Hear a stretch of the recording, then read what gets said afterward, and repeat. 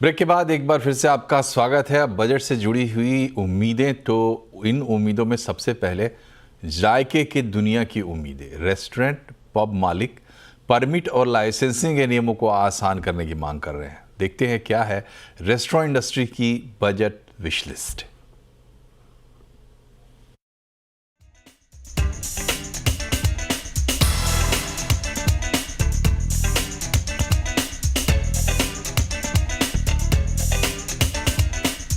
किसी अच्छे रेस्टोरेंट में खाना जितना आसान लगता है, उस रेस्टोरेंट को चलाना आज भी उतना ही पेचीदा काम है।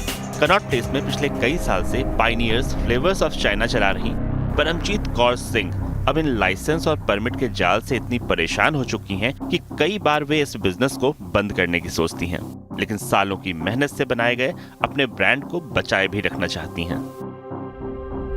We have to take multiple licenses from different people from different organizations. That is very tough for us. And then license should be for 5 years. Health license is there, then you have for food safety, then you have your police license, and then you have your bar license, everything. Like there are multiple licenses.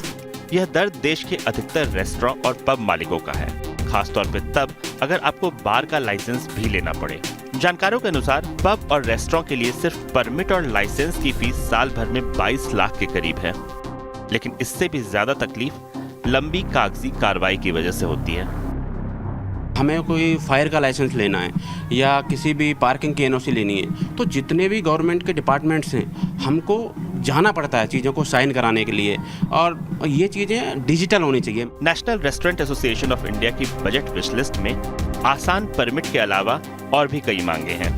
इतना बड़ा business होने के बावजूद restaurant sector को अब तक industry का दर्जा नहीं मिला है।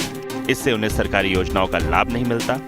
रेस्टोरेंट मालिक चाहते हैं कि सेवा निर्यात योजना को फिर से शुरू किया जाए और इससे विदेशी मुद्रा में जो मुनाफा होता है उस पर 5% ड्यूटी क्रेडिट दिया जाए। सरकार उन्हें सस्ती बिजली, कचरा प्रबंधन और सस्ते कर्ज की सुविधा दे। कर्मचारियों के वेलफेयर और सोशल सिक्योरिटी के लिए भी रेस्टोरेंट मालिक सरकार की तरफ देख रहे हैं। कुछ मांगे जीएसटी को लेके भी है, लेकिन ये जीएसटी काउंसिल के हाथ में है। एज ए रेस्टोरेंट ओनर हम लोग की प्रॉपर्टी जो है मोस्टली रेंट पे होती हैं। जब हम रेंट देते हैं उसके साथ हम लोग जीएसटी देते हैं, जिसका हम इनपुट नहीं ले पाते।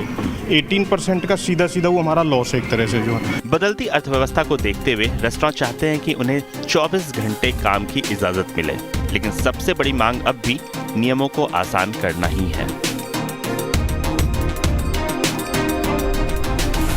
क्या आपको पता है कि भारत में एक रेस्टोरेंट चलाने के लिए आपको 12 से 15 तरह के अलग अलग लाइसेंसेस और परमिट्स की ज़रूरत पड़ती है। जितना खर्च एक रेस्टोरेंट को चलाने में होता है उतनी मांग है नहीं। ऐसे में बजट से पहले रेस्टोरेंट ओनर्स का कहना है कि ईज ऑफ डूइंग बिजनेस उनकी सबसे बड़ी मांग है। कैमरामैन नरेश के साथ रोहन सिंह, दिल्ली।